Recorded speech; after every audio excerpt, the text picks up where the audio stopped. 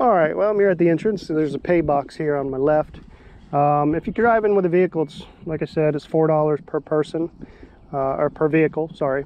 And if you come in just by yourself, it's $2. I'm hoping that I did all right. I parked over there on the outside of the park. I paid $2 to get in. Got the ticket in my wallet, and I'm gonna go ahead and give this a go. All right, so my first trail that I'm gonna be hitting today is called Cottontale. Cottontale is a small loop that's going to be leading me around to what's called Cellon Loop. My total rides today is going to be probably about 5.5 to 7.5 miles, and we'll see how it goes. Now for my tire pressure for this particular ride, I usually run about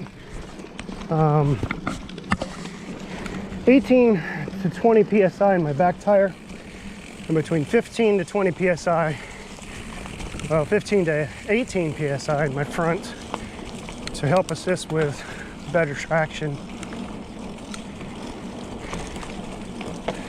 There is some soft sand out here in some spots. For the most part, it's pretty compact.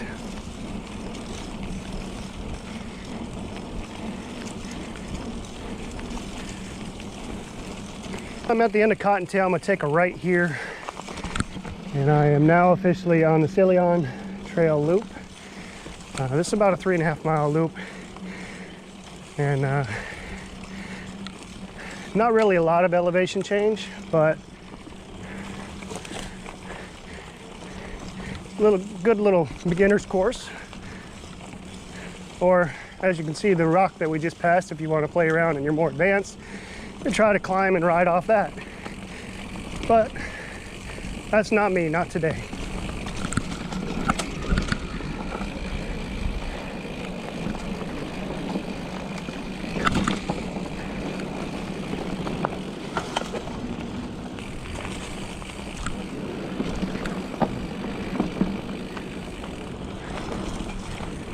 Alrighty.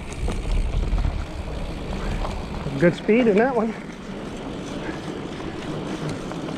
Actually feels pretty good today.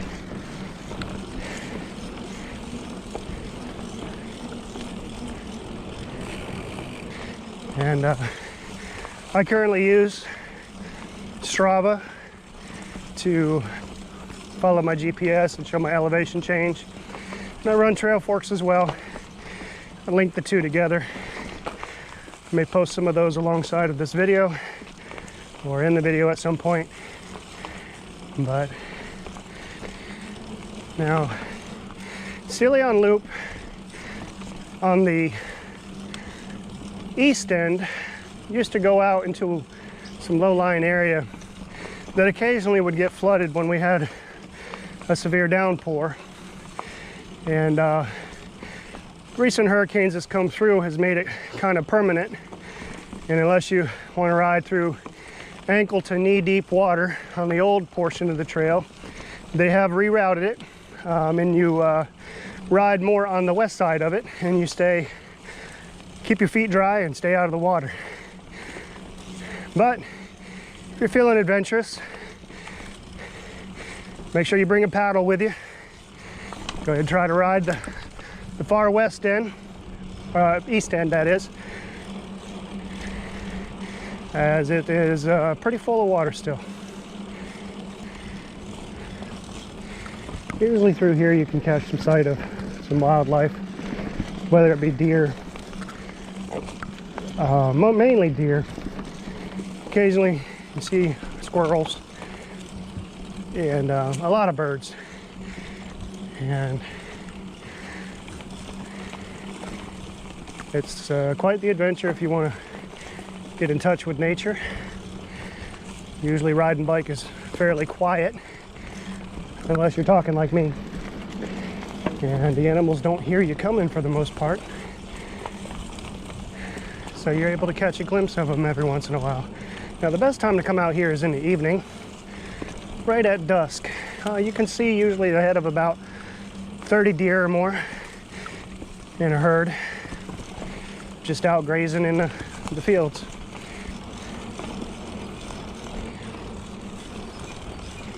Oh, we got another tree down. So I'm not skilled enough to bunny hop over a 2-foot log, so I'll just set my bike over it and then carry on. Maybe one day I'll be able to hop over something like that, but not today.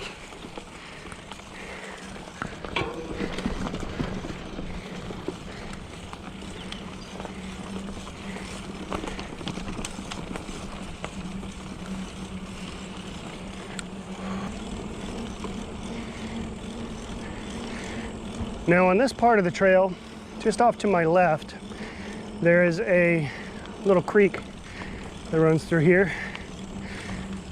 And you get to see some wildlife trying to catch a drink every once in a while. Also, I'm on the downside of a hill that people ride down, usually hitting about speeds of 30 to 40 if they're really pushing it. And it dumps out into this trail, so I've got to always keep my head up, see if anybody's coming down the hill. As I come in right here. Now, ahead of me is the hill that I'm talking about. It's roughly about a 60-foot descent, maybe more. So you can pick up a lot of speed coming down it. Take a left here, and get to see some of the more pretty part of the Cellon Loop ride. So enjoy.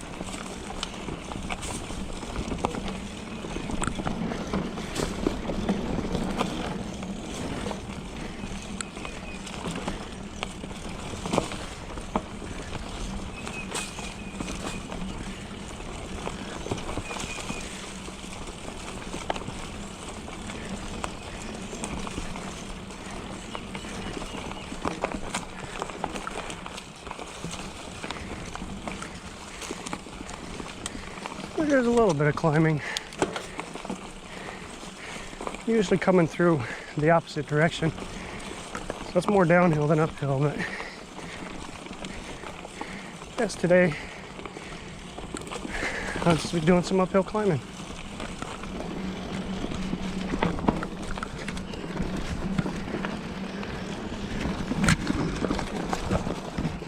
Oh, more trees down.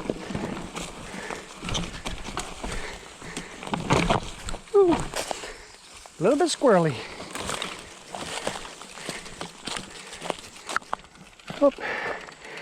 Oh, you may not be able to see it here, but I do have a visual of about 3 deer over to my right there.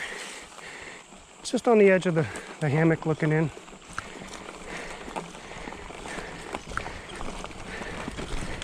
Pretty nice.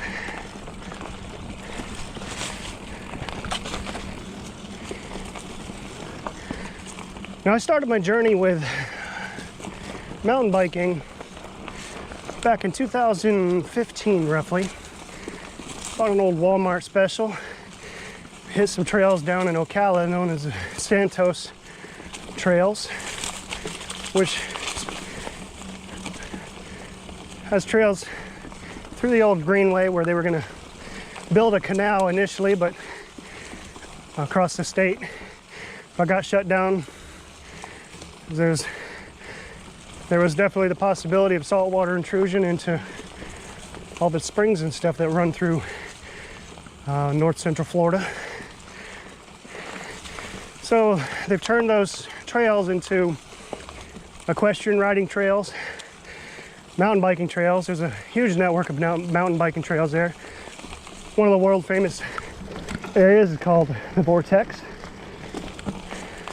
Double black diamond. A lot of elevation change, few features, but good chance to take a run down there sometime. It's on the south side of Ocala, just north of Bellevue, off of 441. I'll have a video in the future of that. But like I said, I started riding back in about 2015 with a Walmart special. and it beat the heck out of me. Then one day I stopped at the Santos bike shop, which is located off trail down there, and got a taste of riding what I'm riding now, the 2013 Cannondale Trigger. Now, brand new, this bike was about 32 to 3,800, but because it was 2 years old and they didn't roll the unit, I was able to get it for the low price of $28.50, which is not cheap at all, but it made a world of difference in your riding. It's full suspension, got a pull shock on the back, and rock shocks on the front. Just set it just a little bit above spec because of my weight.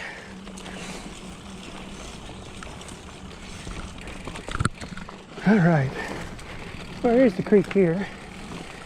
I'm gonna crawl across because I don't feel like getting soaked. A little bit of a jump there. Oops, got hung up.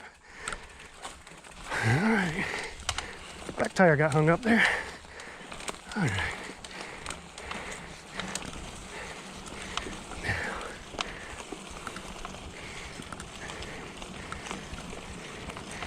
Should be coming to the end of the trail here shortly.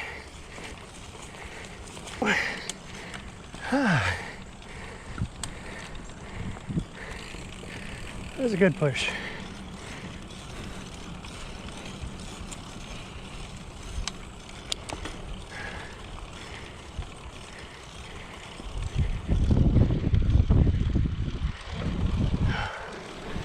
There we go.